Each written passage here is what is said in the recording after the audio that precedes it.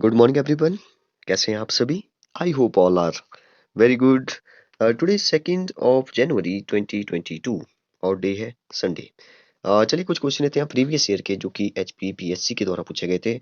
ये शायद पेपर जो वो नायब तहसीलदार का पेपर है, इसमें जो वो काफ़ी अच्छे से जो वो क्वेश्चन पूछे थे, काफ़ी डीपली जो वो क्वेश्चन पूछे जाते हैं, तो काफ़ी अच्छे क्वेश्चन है, काफ़ी इंटरेस्टिंग क्वेश्चन है। यहाँ पे हम लोग जो वो 5 क्वेश्चन डिस्कस करेंगे। फर्स्ट क्वेश्चन में हम लोग जो वो 73rd अमेंडमेंट जो हुआ था उसकी बात करेंगे, उसके जो वो अनुच्छेद 243 ए की बात करेंगे, 243 बी की बात करेंगे, सी डी की भी बात करेंगे। नेक्स्ट क्वेश्चन में जो वो राष्ट्रपति भारत के राष्ट्रपति का जो चुनाव होता है, तो उसमें कौन-कौन जो वो भाग ले सकते हैं, कौन-कौन नहीं ले सकते, उसके बारे में भी डिस्कस करेंगे।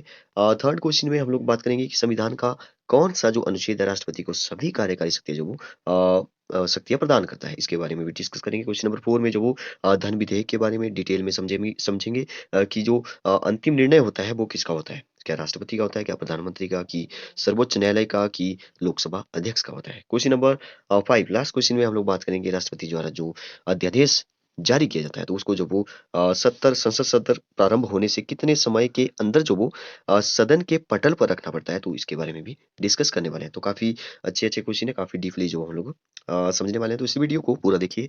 तो स्टार्ट करते हैं। फर्स्ट क्वेश्चन है यहाँ पे 73rd संविधान संशोधन में किस अनुच्छेद के अंतर्गत, देखिए संविधान संशोधन 73rd की बात करें, 73rd अमेंडमेंट की बात करें, जो कि 1992 आपने पढ़ा होगा, 1993 भी पढ़ा होगा, तो 1992 में जो वो ये आया था, ठीक है? और 1993 में लागू हुआ, मतलब कि ग्राउंड लेवल पर जो वो इम्प्लीमेंट कब हुआ, तो 1993 में हुआ, मतलब कि फ़ोर्स में कब आया, तो 1993 में आया था, ठीक है? 73rd amendment. तो इसमें जो वो बहुत सारे क्लॉज़ जो वो जोड़े गए, जैसे 243 ए से लेकर के ओ, ए, बी, सी, डी, ऐसे जो वो कई सारे जो वो जोड़े गए।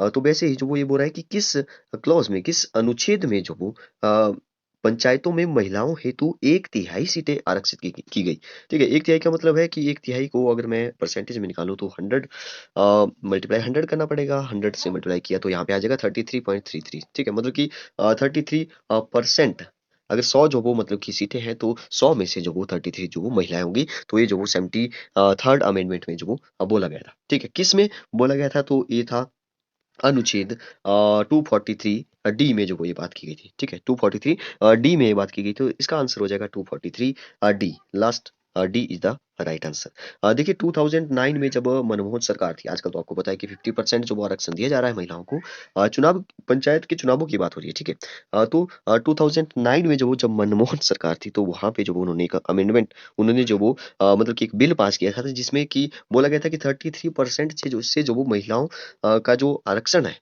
ठीक है? उसको जो वो 50% किया जाए।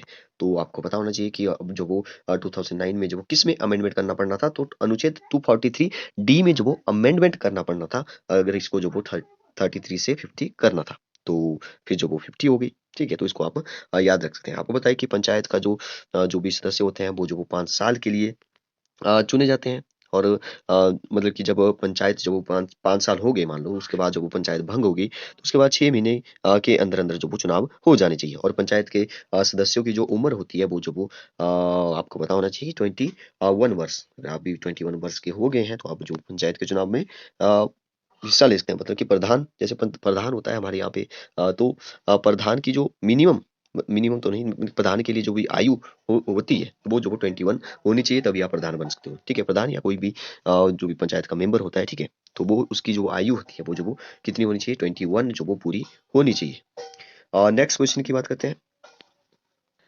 ये जो नेक्स्ट क्वेश्चन है, क्वेश्चन नंबर 2, ये भी काफ़ी अच्छा क्वेश्चन है, काफ़ी इंटरेस्टिंग क्वेश्चन है। इसने बोला कि भारत के राष्ट्रपति हेतु चुनाव मंडल मंडल में जो वो कौन-कौन सम्मिलित नहीं हो सकता, मतलब कि कौन जो वो वोट वहाँ पे नहीं कर सकता। ठीक है? तो देखिए जो राष्ट्रपति के द्वारा आपको पता है कि निर्वाचित किए जाते हैं कुछ, तो वो जो वो राष्ट्रपति मनोनीत करता है। निर्वाचित नहीं बोल सकते, मनोनीत करता है। तो राष्ट्रपति के द्वारा जो मनोनीत किए जाएँगे, वो तो राष्ट्रपति को ही वोट देंगे। इसका मतलब है कि राष्ट्रपति के द्वारा जो भी मनोनीत सदस्य होंगे, वो तो राष्ट्रपति के चुनाव में जो वो हिस्सा नहीं ले सकते, मतलब कि भाग नहीं ले सकते, वोट नहीं कर सकते। इसका मतलब ये हुआ, यहाँ पे लिखा है फर्स्ट ऑप्शन में संसद के सभी सदस्य, तो संसद के सभी सदस्यों में तो वो भी आ जाते हैं, ठीक है? संसद के अगर सभी सदस्यों की बात करें, तो वो भी आ जाते हैं जो राष्ट्रपति जो वो चुनता है, ठीक है? देखिए राष्ट्रपति जो वो राज्यपाल को चुनता है, तो राज्यपाल भी जो वो कुछ सदस्य को मनोनीत करता है, तो जो भी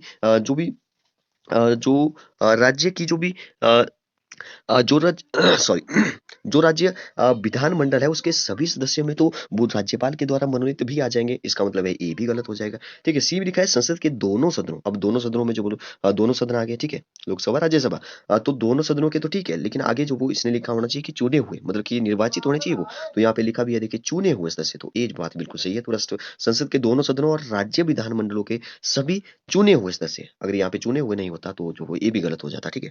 तो सी इज द राइट आंसर, ठीक है, सी इज द राइट आंसर। कौन जो वो इसमें हिस्सा नहीं ले सकते, देखिए राष्ट्रपति के द्वारा जो संसद में नामित सदस्य होते हैं वो जो वो इसमें पार्ट नहीं ले सकते, और राज्य की जो विधान परिषदों के सदस्य होते हैं, ठीक है, क्योंकि वो जो वो जनता के द्वारा नहीं चुने जाते हैं, इसलिए वो जो वो इसमें जो वो हिस्सा नहीं ले सकते, मतलब कि इसमें जो वो चुनाव मंडल में सम्मिलित नहीं हो सकते, तो इसका आंसर हो जाएगा सी, संसद के दोनों सदनों और राज्य विधानमंडलों के सभी चुने हुए सदस्य जो वो भाग ले सकते हैं। नेक्स्ट देखिए, नेक्स्ट है क्वेश्चन नंबर 3। यहाँ पे लिखा है कि संविधान का कौन सा अनुच्छेद राष्ट्रपति को सभी कार्यकारी शक्तियां जो वो प्रदान करता है, तो राष्ट्रपति के पास बहुत सारी शक्तियां होती है।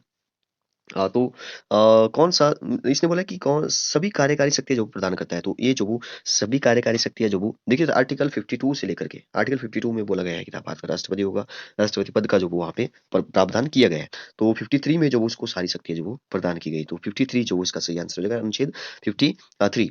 ज्यादा बात नहीं करेंगे आर्टिकल के बारे में क्योंकि जो वो वीडियो काफी बड़ा हो जाएगा। नेक्स्ट बात करते हैं धन विधेयक, क्वेश्चन नंबर 4, धन विधेयक के बारे में अंतिम निर्णय जो वो कौन लेता है, इसके बारे में थोड़ा सा डिटेल में डिस्कस करेंगे। देखिए जो धन विधेयक होता है या वित्त विधेयक इसको बोलते हैं या मनी बिल जिसको बोलते हैं, ठीक है, तो जो मनी बिल होता है वो जो वो एक ऐसा बिल होता है जिसमें जो वो कर लगाने या पुराने करों को संशोधित करने या हटाने का जो वो उसमें जो वो हटाने से संबंधित होता है, ठीक है। भारत की जो भी संचित निधि होती है, कंसोलिडेटेड फंड ऑफ इंडिया होता है, या जो भी आकस्मिक निधि होती है, उसमें जो वो कुछ धन डालने या निकालने अथवा भारत से सरकार के जो भी ऋण होते हैं, ठीक है, उसमें जो भी आर्थिक भार में जो वो कुछ परिवर्तन करने या संबंध में जो भी निर्णय बनाया जाए उसको जो वो धन विधेयक कहा जाता है, ठीक है। तो इसमें जो वो एक क्वेश्चन और पूछा जाता है कि ये जो वो कहाँ से शुरू होता है, मतलब कि कहाँ जो वो इसको प्रस्तुत किया जाता है, तो केवल लोकसभा में ही प्रस्तुत किया जा सकता है, ठीक है। बजट जो वो लोकसभा में शुरू हो सकता है। तो इसमें जो वो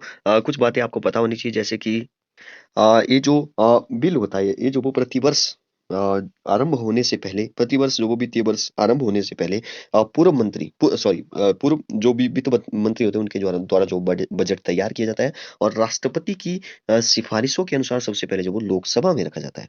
और बजट को तैयार करवाने के लिए जो वित्त मंत्री नवंबर के महीने में या इससे पहले जो वो जो भी एक परिपत्र जो वो सार मंत्रालय को भेज देता है, उस परिपत्र में जो वो सब मंत्रालयों को आगामी वर्ष के लिए आय व्यय के अनुमान अनुमान लगाकर जो भेजने को कहा जाता है, ठीक है। तो इसको ये जो आपको पता होना चाहिए।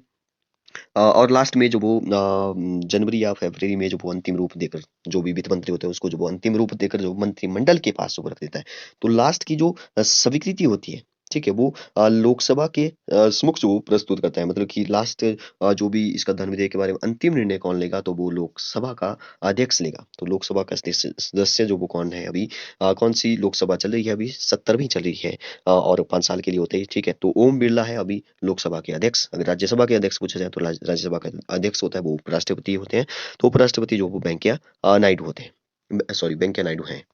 नेक्स्ट क्वेश्चन है, इस क्वेश्चन का आंसर हो जाएगा डी, लोकसभा अध्यक्ष। नेक्स्ट क्वेश्चन है 5, राष्ट्रपति द्वारा जारी अध्यादेश संसद सत्र प्रारंभ होने के कितने समय के अंदर जो वो संसद के पटल पर रखना पड़ता है, तो ये जो वो 6 सप्ताह के अंदर अंदर जो वो रखना पड़ता है। 6 सप्ताह का मतलब है 6 × 7, क्योंकि एक सप्ताह में जो 7 दिन होते हैं, तो 42 आ गया, 42 दिन के अंदर जो वो इसको रखना पड़ता है, ठीक है।